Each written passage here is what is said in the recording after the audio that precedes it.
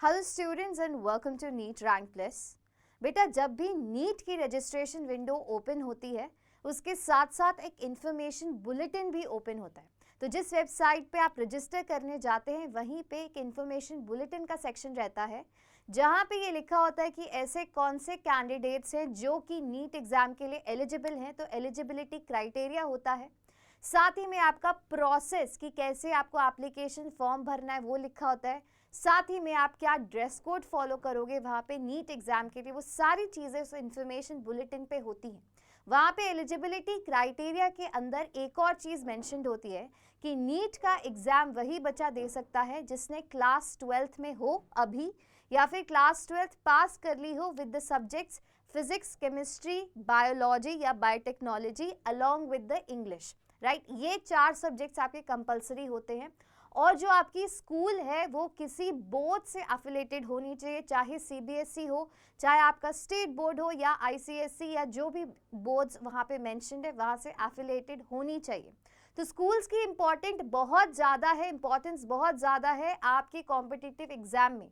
तो आप ध्यान दीजिए कि अगर आपका स्कूल ही रद्द कर दिया गया हो सीबीएसई द्वारा तब आप एग्जाम लिखने के लिए एलिजिबल नहीं होंगे। जैसे कि डमी स्कूल्स पे बहुत ज़्यादा अभी एलिगेशंस और वो आपके शक के घेरे में है एनटीए द्वारा, एजुकेशन मिनिस्ट्री द्वारा।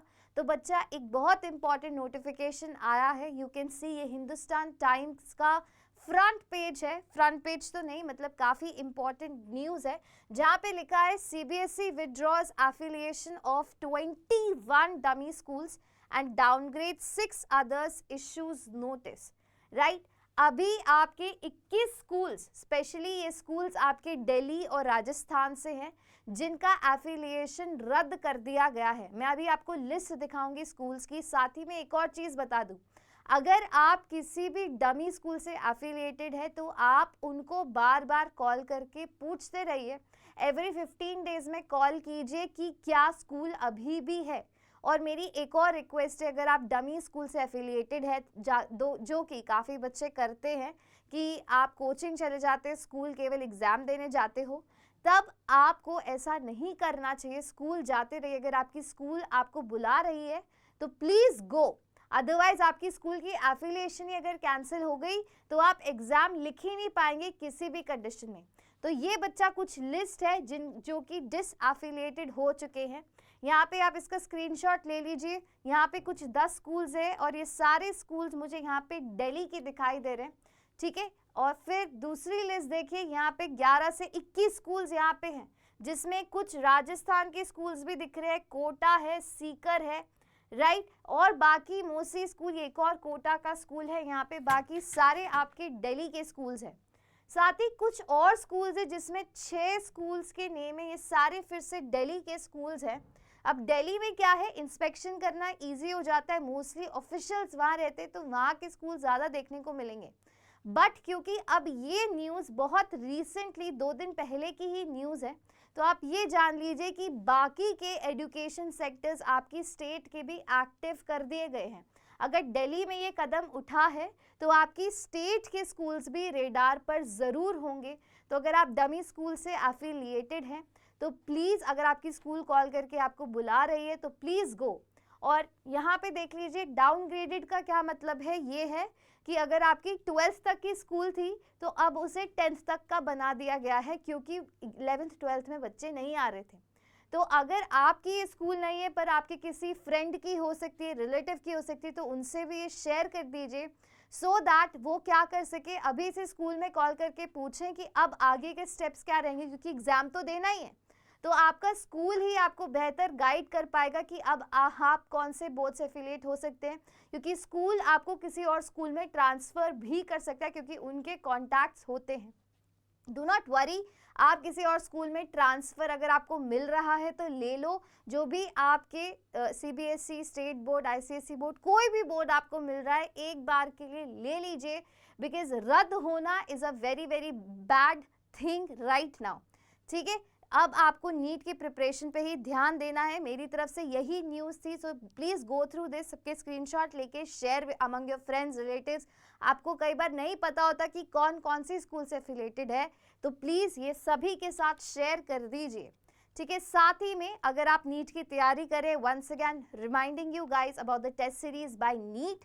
नीट का क्रैश कोर्स आपका शुरू हो रहा है फ्रॉम दिस 11th Monday से we are bringing, Ranklist team is bringing you the best crash course into NEET.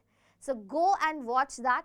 ठीक है, वो आपको फ्री ऑफ कॉस्ट इस वेबसाइट पे, इस रैंक प्लस के यूट्यूब चैनल पे मिलने वाला है for all 3 of your subjects. उसी के साथ प्रिपरेशन को और एनहांस करने के लिए what is needed is the best test series. The best test series is obviously the rank plus AITS। इसको बेस्ट क्यों बोल रही हूँ? फर्स्ट ऑफ ऑल, ये ऑल इंडिया लेवल पे आपको the most affordable test series मिल रही है एट जस्ट 999 रुपीज़। ये टेस्ट सीरीज आपकी इंग्लिश हिंदी दोनों भाषा में है।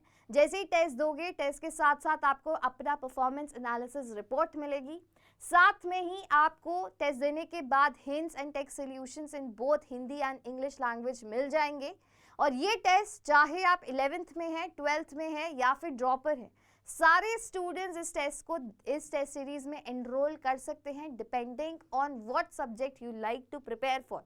यहाँ पे 18 नीट के टेस्ट है, जेई के बच्चों के लिए भी है, उसकी इंफॉर्मेशन भी यहाँ पे लिखी हुई है।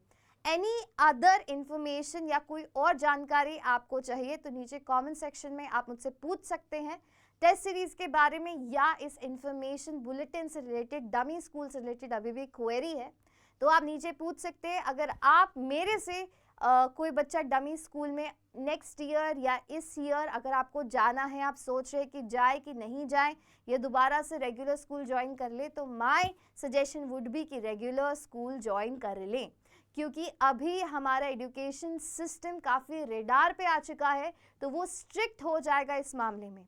और ये आप बात अपनी गांठ बांध लीजिए कि आपका एजुकेशन सिस्टम कभी भी आपकी स्कूलिंग कॉम्प्रोमाइज़ करने का अगेंस्ट रूल नहीं डालेगा। वो चाहेगा कि आप 12वीं तक स्कूल प्रॉपर जाएं।